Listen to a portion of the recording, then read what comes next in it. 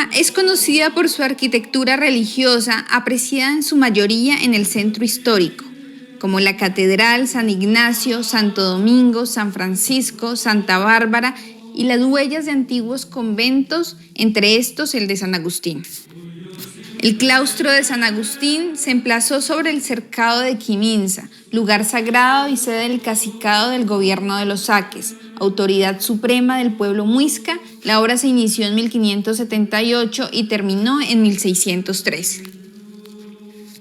Este claustro tiene por núcleo un jardín de estilo sevillano, con 4 galerías alrededor y una capilla pequeña en la esquina sureste del predio, con entrada por el Parque Pinzón. En 1539 se llevó a cabo una Eucaristía en celebración de la fundación hispánica en el cercado de Quiminsa, lugar sagrado y sede del cacicado muisca, como una de las estrategias evangelizadoras, imponiendo una nueva religión sobre las creencias indígenas, además de tomar terreno para la construcción de un claustro agustino y así poder adoctrinar. En 1822, los agustinos tuvieron que entregar la edificación del claustro al Colegio de Boyacá, en razón a la nueva ley de educación que ordenó cerrar los conventos con menos de 8 religiosos, entre los cuales se encontraba el convento de San Agustín. En 1827 se fundó la Universidad de Boyacá mediante el decreto del 5 de enero de 1828 del libertador Simón Bolívar, y se inician sus labores en el mismo año en las instalaciones del claustro San Agustín. El claustro pasa nuevamente a los agustinos entre 1829 y 1831 y el colegio y la universidad son trasladados al convento de la Compañía de Jesús. El claustro se convierte en hospital entre 1824 y 1859. En la Guerra Civil de 1860 fue habilitado como cuartel del ejército. A finales de 1862, el claustro pasó a ser propiedad de la nación. A partir de este momento, albergó todo tipo de prisioneros de las diferentes regiones del país hasta 1966. El claustro era conocido como el Panóptico de Tunja. Es remodelado para ser adecuado a la función de establecimiento de corrección y castigo. Las rejas, los cepos, los muros de aislamiento y los demás elementos arquitectónicos que fueron implantados en las transformaciones de esta nueva ocupación hicieron que el claustro se convirtiera en un testimonio importante de las dinámicas relacionadas con las leyes, condenas, castigos, convivencia entre presos y la distribución carcelaria que regían en esta época. La penitenciaría fue establecida por medio de un decreto expedido por el general Sergio Camargo, presidente del estado de Boyacá. La penitenciaría fue una de las más seguras de Colombia, así como las de mayor fama por su severidad. En sus celdas pagaron condenas el doctor Matallán, criminal acusado de varios homicidios, el hombre fiera de quien se dice que comía animales vivos, Jaime Arias, alias el vampiro, entre otros.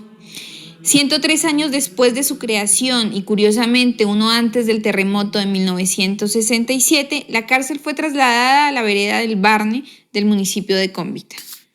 El terremoto de Neiva, ocurrido el 9 de febrero de 1967, destruyó un tramo grande de la edificación, que durante más de una década estuvo a la merced de la naturaleza, con importantes objetos y aposentos enteros a la intemperie, esperando que en el año 78, a la voz de las posibles reparaciones, se empezarán a ejercer las labores de inventario y limpieza. La restauración del edificio fue liderada por el arquitecto Álvaro Barrera y llevada a término en 1984. De ahí en adelante, el inmueble ha sido sede del área cultural del Banco de la República, adecuándose como biblioteca, llamada Biblioteca Alfonso Patiño Rosselli, y como centro de difusión cultural. Actualmente, el claustro hace parte del conjunto de templos coloniales del centro histórico de Tunja que poseen algún espacio público complementario, ya que se encuentra, en este caso, frente al Parque Pinzón, construido en el siglo XX como parte de los parques republicanos. Podemos ver entonces cómo la historia del claustro de San Agustín, la construcción de sus espacios, de sus tiempos, se han venido escribiendo desde hace más de 400 años, siguiendo el destino de su nombre y su intención de creación. Los múltiples oficios y rostros que ha tenido han estado siempre asociados al silencio, a la reflexión, al arrepentimiento y al encierro. Pero hagamos un recorrido por el claustro. Cuando entramos, vemos el jardín principal rodeado de los arcos que rematan la arquitectura en el patio, tanto del primer como del segundo piso.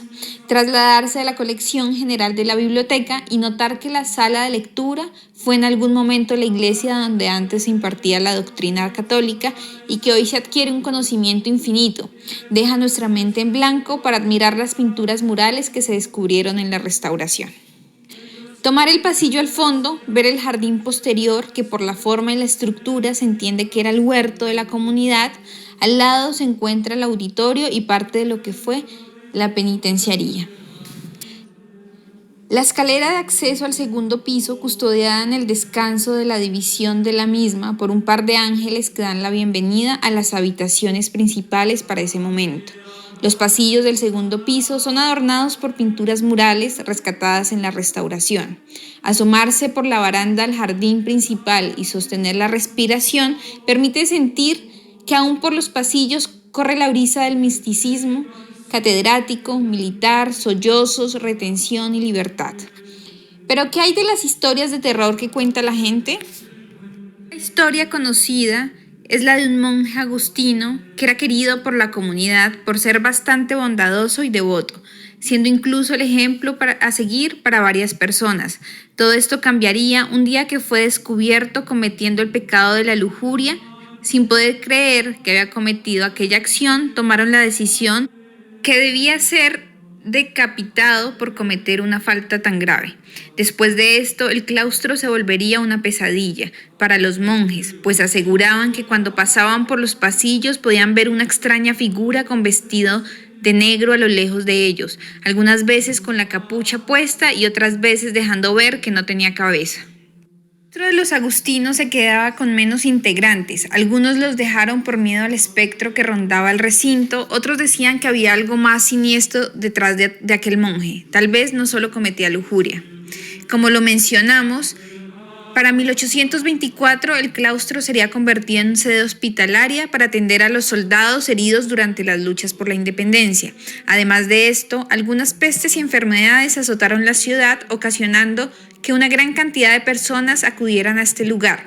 Esto solamente traía más muerte y el ambiente cada vez se volvía más tétrico.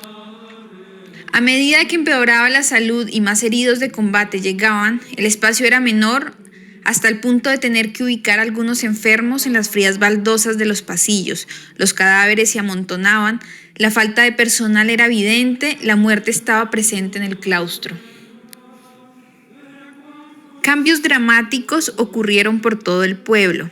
Los murales de los templos religiosos eran cubiertos por resinas, los retratos eran destruidos. Se decía que la causa de estas enfermedades era ocasionada por la sangre del animal putrefacta que era utilizada para conseguir algunas tonalidades rojizas de las pinturas. El claustro ya no era un lugar seguro, la tranquilidad que una vez existió se desvaneció. El Hospital de la Purísima Concepción de la Orden de San Juan de Dios se marchó una vez la situación mejoró, pero todavía se podía escuchar los llantos de los enfermos clamando por atención médica, todavía se podía escuchar los gritos desgarradores de los heridos. Al poco tiempo de conseguir la independencia, en 1860, se desataron nuevas guerras civiles alrededor del país. Conservadores y liberales se debían por el control del territorio, y ahora un claustro en el olvido se volvería una base militar, un lugar sagrado que se había mancillado ahora con sangre de la violencia. La nación tomó el control y lo que una vez fue un espacio religioso es ahora una de las cárceles más grotescas del país.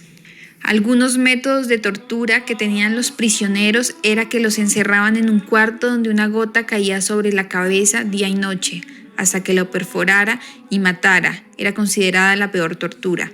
Otra consistía en ahorcar al prisionero en uno de los árboles del jardín principal y dejar el cadáver por varios días, en caso de que algún animal carroñero se acercara a devorarlo. Se dice también que en 1970 tuvo lugar en una de las celdas el asesinato de un niño de 8 años, secuestrado por un profesor y su amante. Por eso no es nada raro que sobre este lugar se tejan tantas historias. Se dice que se escuchan gritos, se arrastran cadenas, lamentos proferidos de voces de niños, risas y otros ruidos extraños que asustan no solamente a las personas que trabajan en el lugar, sino a las personas que van a la biblioteca o de visita. Gracias.